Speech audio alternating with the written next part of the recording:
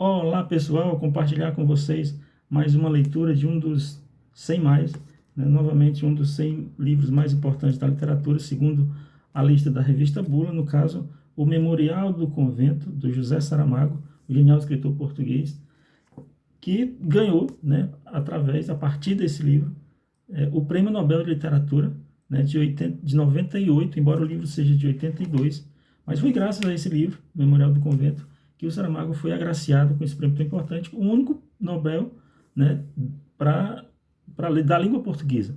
Né? Isso mostra a dimensão, inclusive, do livro, né, da importância desse livro. O José Saramago tem outros tantos livros, os mais importantes, né, ao lado do Memorial do Convento, são o Evangelho segundo Jesus Cristo, que particularmente para mim foi bastante impactante, e ultimamente que tem feito um mais recente, tem feito muito sucesso, especialmente no Brasil, o Ensaio sobre a Cegueira, que é especialmente genial. Então, esses três livros são digamos, três clássicos, né, do Saramago, livros de fôlegos, livros bastante densos e importantes.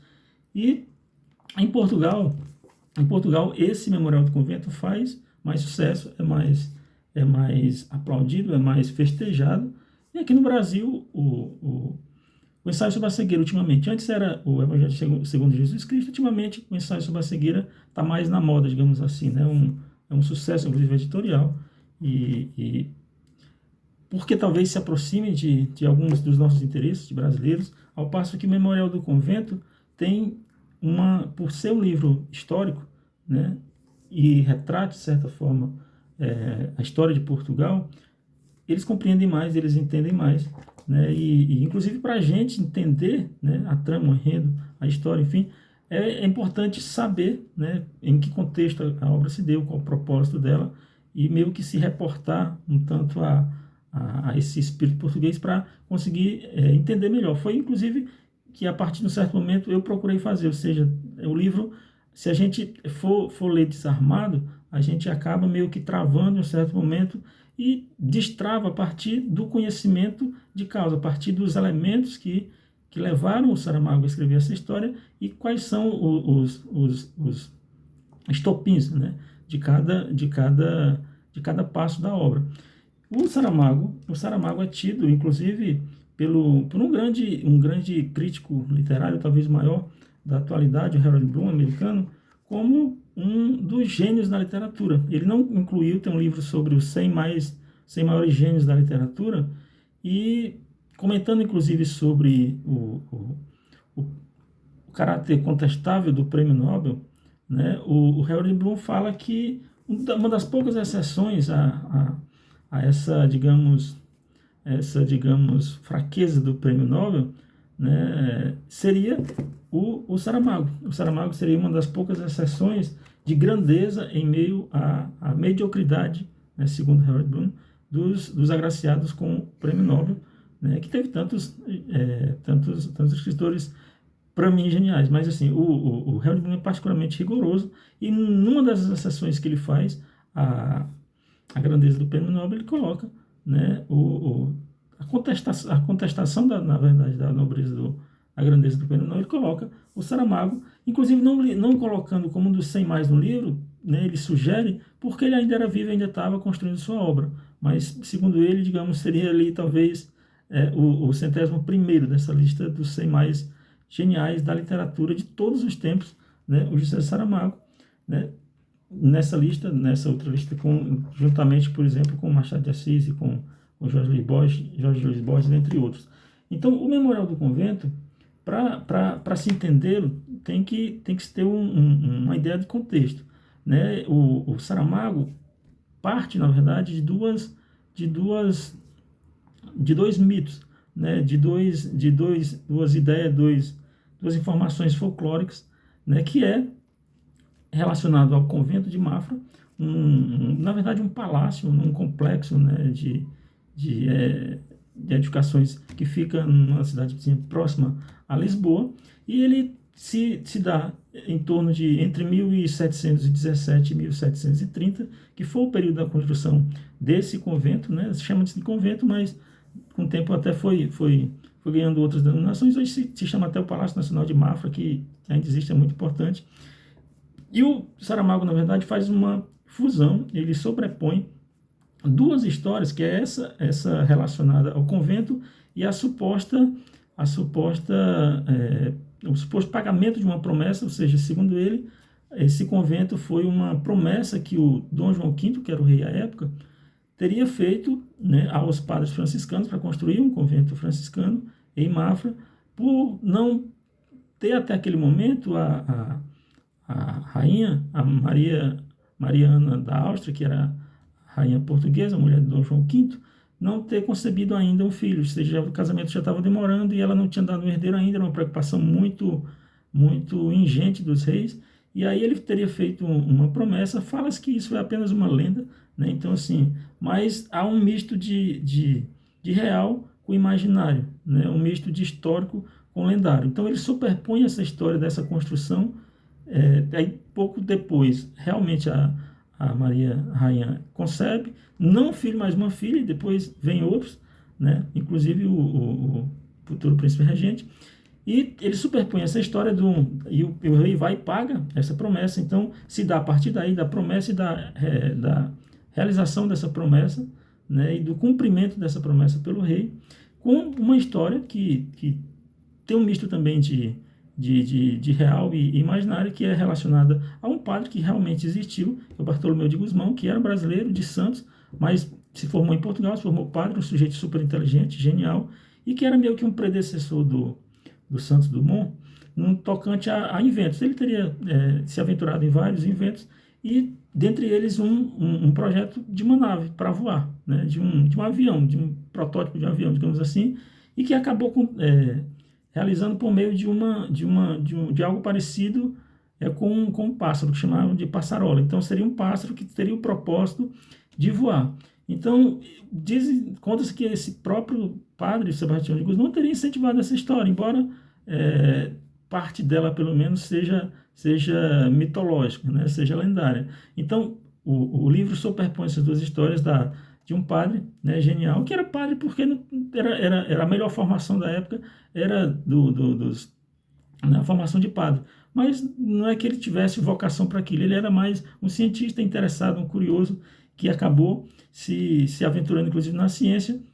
E aí, em meio a essas duas histórias, está o casal que, na verdade, são os protagonistas dessa história, que é o Baltazar, né, 7 sóis, e a Blimunda, 7 luas, que meio que fazem uma fusão do yin e yang, aquela coisa chinesa, né? Eles são complementares, né? É um casal que dá muito certo, que se fecha, né? Que se fecha em si, e é um casal muito, muito lendário, e que vai cativando a gente ao longo da história, e faz amizade com o padre, e acompanha, né? E é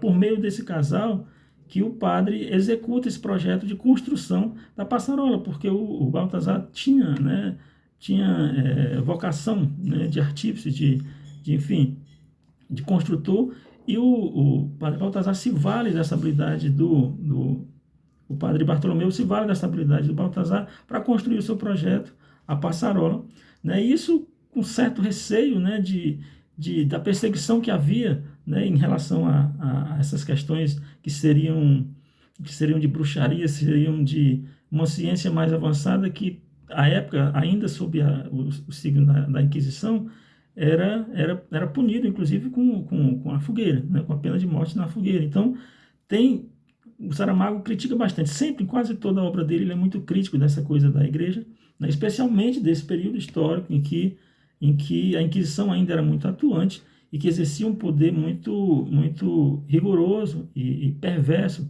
em relação aos fiéis, inclusive em relação a qualquer pretensão de fugir do script que a igreja traçava como possível, de pensamento, de construção, né, de obras. Então, esse casal ajuda o padre a formar, né, a dar vida a esse projeto, criam essa passarola, e numa mistura de realismo mágico. Então, assim, talvez um grande escritor de Portugal, enfim, da Europa, que toca nesse estilo mais de realismo fantástico latino-americano, meio que expandindo os limites da literatura fantástica, né, latino-americana, tão popularizada especialmente pelo Garcia Marques, o Saramago envereda por isso, né, e faz com que essa passarola voe de fato, alce e voe, né, de forma bem convencional, né, de uma maneira bem criativa. Essa ave consegue, esse pássaro, essa nave, enfim, esse avião, protótipo de avião, teria voado, impressionado as pessoas lá, que teriam confundido como uma revelação divina, não teriam entendido aquela nave como realmente ela era, como algo científico, mas entenderam como se fosse uma visagem, algo do tipo, né? Um Espírito Santo que teria rondado aquela região. Aí depois ela cai, e a partir daí, depois da queda dela, ela fica no morro. O padre some, possivelmente fica louco, né? Morre na Espanha, e a história se volta mais para a construção do convento, né? Nesse convento, o Saramago é muito crítico da perversidade, da exploração do trabalho, né?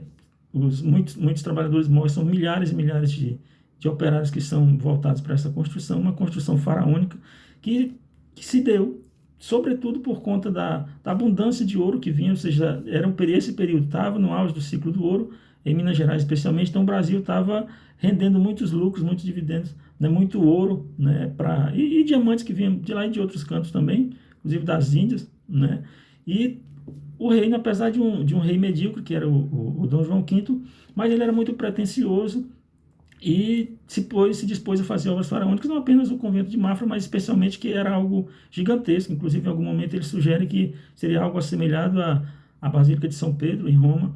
E aí a obra se desdobra, tudo em torno dessa construção, em que, como o Baltazar e a Blimunda são dessa região de Mafra, eles ficam ali, e ele se engaja na obra, e ela fica lá com a família dele, né? Eles voltam de Lisboa para Mafra, para a construção dessa obra, e aí Baltazar, como a passarola teria caído perto dessa de Mafra, perto da construção do convento, ele vez por outra vai visitar, né? Vai visitar essa passarola para saber como ela está, para tentar dar uma manutenção, né? Porque ele tem um afeto bastante, até porque foi ele que criou, e sempre curioso em saber por onde anda o padre Bartolomeu. Depois ele soube que o padre teria morrido, e no final das contas, uma dessas visitas, ele vai, né, vir à noite vai visitar essa passarola, e por algum desarranjo lá, por um golpe de sorte, ela acaba alçando o voo.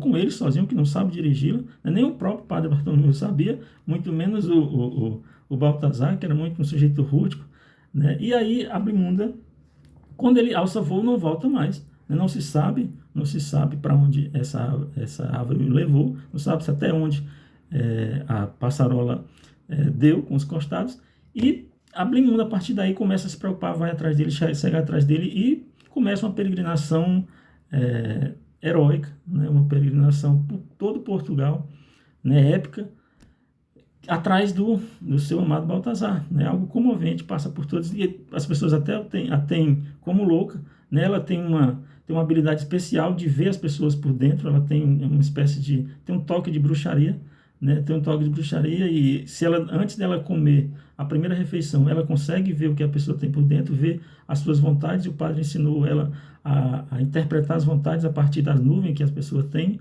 a nuvem como uma vontade, a nuvem interior, e aí ela peregrina por todo Portugal, atrás do Baltazar, né? E no final das contas, de forma comovente, ela acaba o encontrando, né?